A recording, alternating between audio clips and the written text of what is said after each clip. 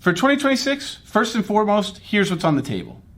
Your contribution limits for your employer retirement plans have now increased up to $24,500 for the year. If you're age 50 and over, you can now contribute an additional $8,000 as a catch-up to your employer-sponsored plan. Or, if you're between the ages of 60 and 63, you might consider taking advantage of the super catch-up, which for 2026 is $11,250. These amounts only pertain to the employee contributions made to the plan, completely separate from any employer match or discretionary contributions for the year. These standard limits generally apply to 401k plans, 403bs, and 457s.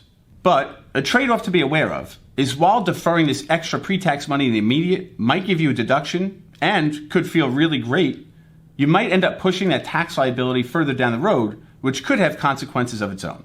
And this could come in various ways, whether through RMDs or required minimum distributions, withdrawals over time to fund retirement, or any conversions that you might make between pre-tax money and moving it to Roth money. And the trick here is that Medicare takes into account your income looking back 2 years for Medicare premiums on Parts B and Part D. So, in theory, the further you end up pushing off that potential tax into the future, the more consequence it could end up being when taking into account Medicare premiums and even IRMAA.